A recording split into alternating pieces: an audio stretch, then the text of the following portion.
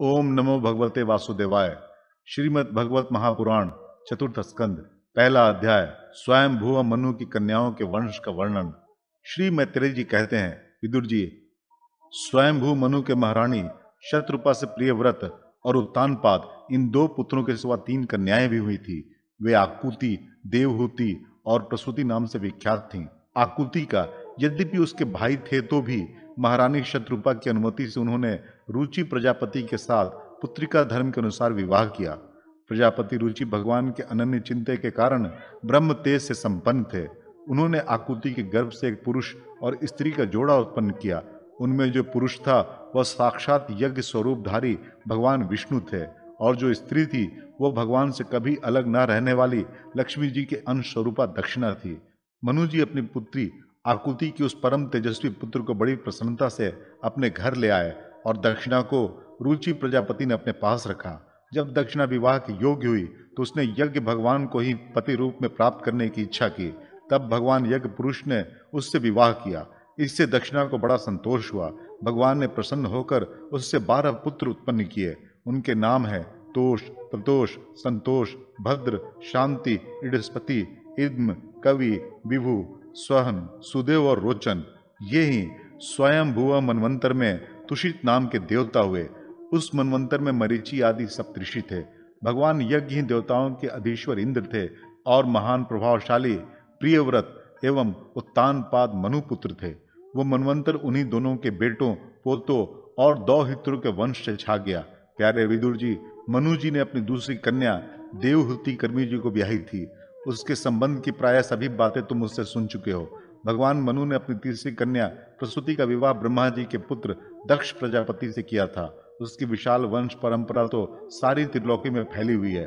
मैं कर्दम जी की 9 कन्याओं का, जो 9 ब्रह्मर्षियों से ब्याही गई थी, पहले ही वर्णन कर चुका हूँ। अब उनकी वंश परंपरा का वर्णन करता हूँ, सुनो। मरीचि ऋषि की पत्नी कर्दम जी की बेटी कला से कश्यप और पूर्णिमा नामक 2 पुत्र हुए, जिनके वंश से ये सारा जगत भरा हुआ है। शत्रुतापन विदुर जी, पूर्णिमा के विरज और विश्वक नाम के 2 पुत्र तथा देवकुल्य नाम की कन्या हुई। यही दूसरे जन्म में श्री हरि के चरणों के धोवन से देव नदी गंगा के रूप में प्रकट हुई। अत्रि की पत्नी अनुसुईया से दत्तात्रेय, दुर्वासा और चंद्रमा नाम के 3 परम यशस्वी पुत्र हुए। ये क्रमशः भगवान विष्णु, शंकर और ब्रह्मा के अंश से उत्पन्न हुए थे। विदुर जी ने पूछा, गुरु जी, कृपया ये बतलाइए कि जगत की उत्पत्ति, स्थिति और अंत करने वाले इन सर्वश्रेष्ठ देवों ने अत्रि मुनि के यहाँ क्या करने की इच्छा से अवतार लिया था। श्री मैत्रेय जी ने कहा, जब ब्रह्मा जी ने ब्रह्म ज्ञानियों में श्रेष्ठ महर्षि अत्रि को सृष्टि की रचना के लिए आज्ञा दी, तब वे अपनी सहधर्मिणी के सहित तप करने के लिए श्रीक्ष नामक कुल पर्वत पर गए। वहां पलाश और अशोक के वृक्षों का एक विशाल वन था। उनके सभी वृक्ष फूलों के गुच्छों से लदे थे तथा उसमें सब और निर्बंधिया नदी के जल की कलकल ध्वनि गूंजती रहती थी। उस वन में वो मुनिश्रेष्ठ प्राणायाम के द्वारा चित्त को वश में करके 100 वर्ष तक केवल वायु पीकर सर्दी गर्मी आदि द्वंद्वों की कुछ भी परवाह न करके एक ही पैर से खड़े रहे।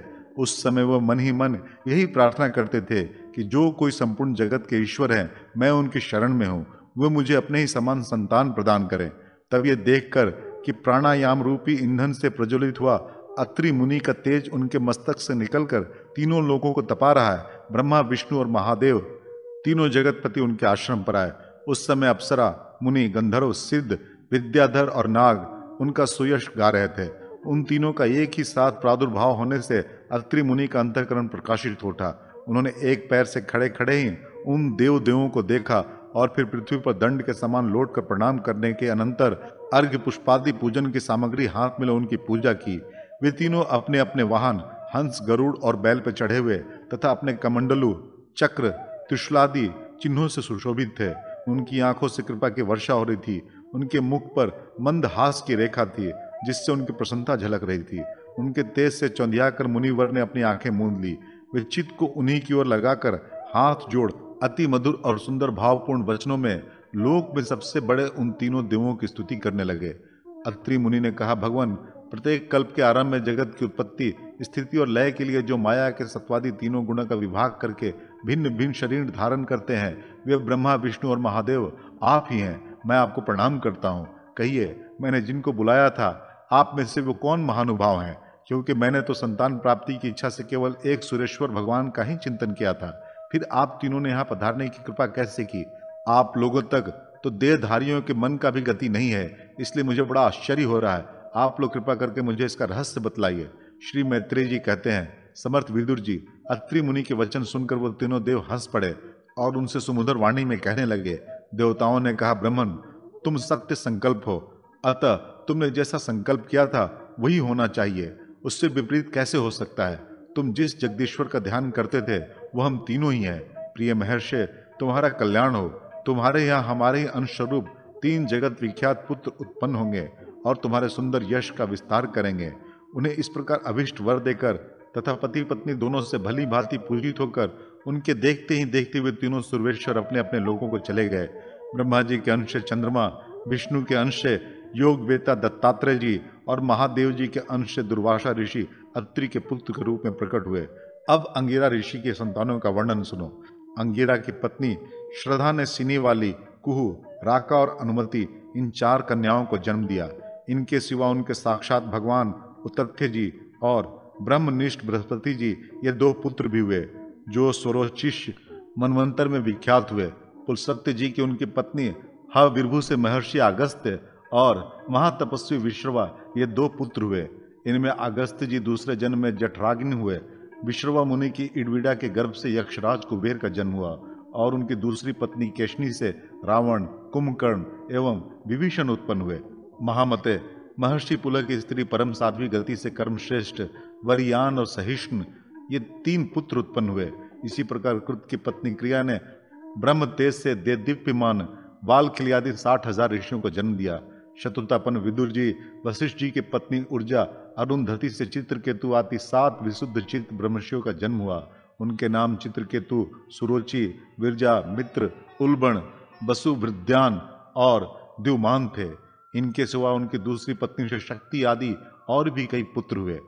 अथर्वा मुनि की पत्नी चिति ने दर्ढ्यड़ दधीची नामक एक तपोनिष्ठ पुत्र प्राप्त किया, जिसका दूसरा नाम अश्वशिरा भी था। अब भृगु के वंश का वर्णन सुनो। महाभाग भृगु जी ने अपनी भार्या ख्याति से धाता और विधाता नामक पुत्र तथा श्री नाम की एक भगवत पारायण कन्या उत्पन्न की। मेरु ऋषि ने अपनी आयति और नियति नाम की कन्याएं क्रमशः धाता और विधाता को ब्याही। उनसे उनके मृकंड और प्राण नामक पुत्र हुए। उनमें से मृकंड के मार्कंडेय और प्राण के मुनिवर वेदशिरा का जन्म हुआ। भृगु जी के एक कवि नामक पुत्र भी थे। उनके भगवान उष्णा, शुक्राचार्य हुए। विदुर जी, इन सब मुनीश्वरों ने भी संतान उत्पन्न करके सृष्टि का विस्तार किया। इस प्रकार मैंने तुम्हें यह कर्दम जी के 2 हितों के संतान का वर्णन सुनाया। जो पुरुष इसे श्रद्धापूर्वक सुनता है उसके पापों का यह तत्काल नष्ट कर देता है।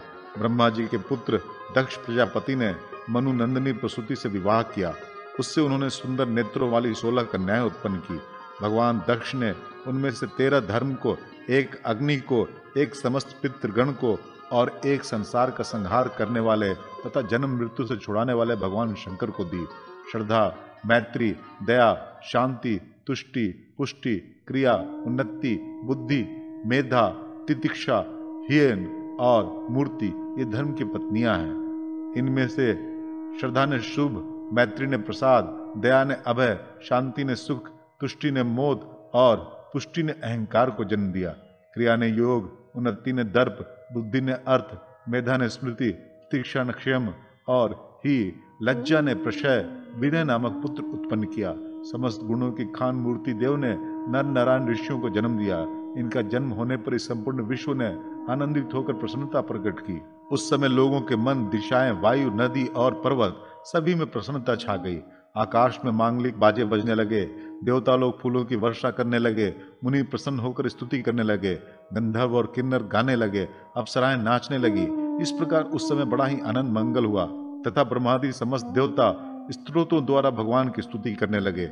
देवताओं ने कहा, जिस प्रकार आकाश में तरह तरह के रूपों की कल्पना कर ली जाती है, उसी प्रकार जिन्होंने अपनी माया के द्वारा अपने स्वरूप के अंदर इस संसार की रचना की है और अपने स्वरूप को प्रकाशित करने के लिए इस समय इस ऋषि विग्रह के साथ धर्म के घर में अपने आप को प्रकट किया है, उन परम पुरुष को हमारा नमस्कार है, जिनके तत्वों का शास्त्र के आधार पर हम लोग केवल अनुमान ही करते हैं, प्रत्यक्ष नहीं कर पाते।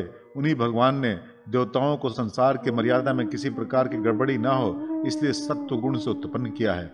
अब वे अपने करुणा में नेत्रों से जो समस्त शोभा और सौंदर्य के निवास स्थल निर्मल दिव्य कमलों को भी नीचा दिखाने वाले हैं, हमारी ओर निहारे। प्यारे विदुर जी, प्रभु का साक्षात दर्शन पाकर देवताओं ने उनकी इस प्रकार स्तुति और पूजा की। तदनंतर भगवान नर नारायण दोनों गंधमादन पर्वत पर चले गए। भगवान श्री हरि के अंशभूत वे नर नारायण ही इस समय पृथ्वी का भार उतारने के लिए यदुकुल भूषण श्री कृष्ण और उन्हीं के सरीखे श्याम वर्ण कुरु कुल तिलक अर्जुन के रूप में अवतीर्ण हुए। अग्निदेव की पत्नी स्वाहा ने अग्नि के ही अभिमानी पावक पवमान और शुचि ये 3 पुत्र उत्पन्न किए। ये तीनों ही हवन के वे पदार्थों का भक्षण करने वाले हैं। इन्हीं तीनों से 45 प्रकार के अग्नि और उत्पन्न हुए। यही अपने 3 पिता और 1 पितामह को साथ लेकर 49 अग्नि कहलाए।